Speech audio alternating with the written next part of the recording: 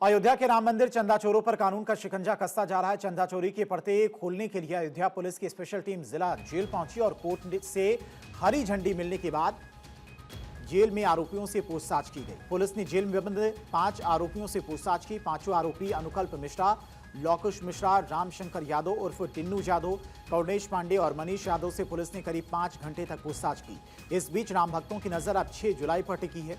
सभी को राम मंदिर ट्रस्ट की होने वाली अहम बैठक का बेसब्री से इंतजार है। माना जा रहा है कि इस बैठक में चढ़ावे की सुरक्षा, मंदिर की व्यवस्थाओं और हाल के घटनाक्रम को लेकर कई महत्वपूर्ण फैसले लिए जा सकते हैं।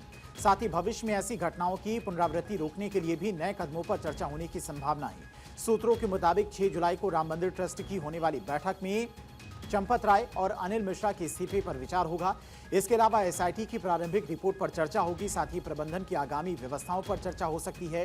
बैठक में आय व्यय की समीक्षा की जाएगी। इसके अलावा सीईओ की नियुक्ति पर चर्चा होगी। अगर सीईओ की नियुक्ति पर मंजूरी मिलती है तो इस पर बड़ा फैसला लिया जा सकता है। खबरों के मुताबिक सीईओ को प्रशासनिक अधिकार मिलेंगे। तो चंदा चोरी का मामला सामने आने के बाद मंदिर प्रशासन ने पूरी व्यवस्था और सख्त कर दी है। अब पैसे गिनने की प्रक्रिया पहले से ज्यादा निगरानी में होगी। कर्मचारियों की आपसी बातचीत पर भी नियंत्रण रखा जाएगा। निगरानी व्यवस्था को और मजबूत किया गया है ताकि किसी भी तरह की लापरवाही या गड़बड़ी की गुंजाइश न रहे। क्या क्या बदलाव किए गए हैं तो वो भी आपको बताते हैं। जमीन पर गद्दे बिछाकर नोटों की गिनती करनी होगी। कर्मचारियों को बात करने की इजाजत नहीं होगी। बार बार बाथरूम जाने पर निगरानी। कैंटीन में ज्यादा देर तक बैठने की छूट नहीं। काउंटिंग रूम की सीसीटीवी से कड़ी निगरानी होगी। ड्यूटी के दौरान जगह बदलने पर रोक। मॉनिटरिंग रूम में सतर्क रहने के आदेश। इस दौरान राम मंदिर चढ़ावा चोरी में एक और नया खुलासा हुआ।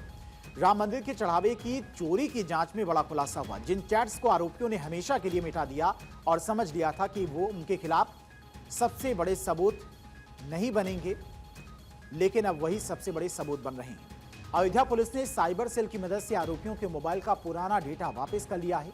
बताया जा रहा है कि करीब 1 साल पहले डिलीट किया गया डेटा भी रिकवर कर लिया गया है। सूत्रों के मुताबिक रिकवर हुए डेटा से 2 करोड़ रुपए से ज्यादा की कथित चोरी से जुड़े अहम सुराग मिले हैं। सूत्रों के मुताबिक रिकवर हुई चैट्स में सबसे बड़ा खुलासा पैसे के बंटवारे को लेकर हुआ है। चैट में चोरी की रकम के बंटवारे को लेकर आरोपियों के बीच में आपसी विवाद की बातें भी सामने आई हैं। फरवरी 2026 में अनुकल्प मिश्रा और लौकुश मिश्रा के बीच में चोरी की रकम को लेकर तीखी बहस हुई थी।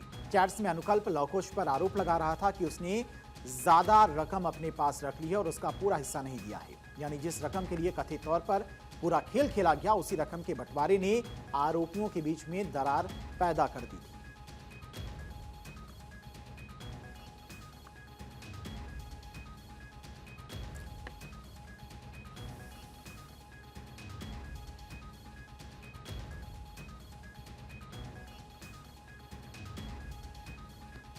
तो जेल में बंद 5 आरोपियों से पूछताछ में ये अहम खुलासे हुए हैं। साथ ही साथ जो आरोपी थे उनके मोबाइल का डेटा भी रिकवर किया गया है और उस डेटा से भी जांच में काफी ज्यादा सहयोग पुलिस को मिल रहा है। बताया जा रहा है कि चंदा चोरी में हिस्सेदारी को लेकर आपसी विवाद हुआ था और जिसके बाद धीरे धीरे चंदा चोरी की ये बात बाहर आई और उसके बाद सभी आरोपियों की गिरफ्तारी हुई। जो डेटा डिलीट किया गया था उसे भी रिकवर किया गया है। साथ ही साथ आरोपियों की जो संपत्ति है उसकी भी जांच की जा रही है। पहले कितनी संपत्ति थी, मंदिर में ड्यूटी के बाद उनकी संपत्ति में किस तरह से इजाफा हुआ, कौन कौन सी गाड़ियां खरीदी, कहां कहां पर प्रॉपर्टी खरीदी और इसके अलावा रिश्तेदारों की भी जानकारी जुटाई जा रही है कि क्या इन लोगों ने मंदिर से चुराए पैसों से रिश्तेदारों के नाम पर कोई जमीन, प्रॉपर्टी या कोई गाड़ी तो नहीं खरीदी है। इसकी भी जांच की जा रही है।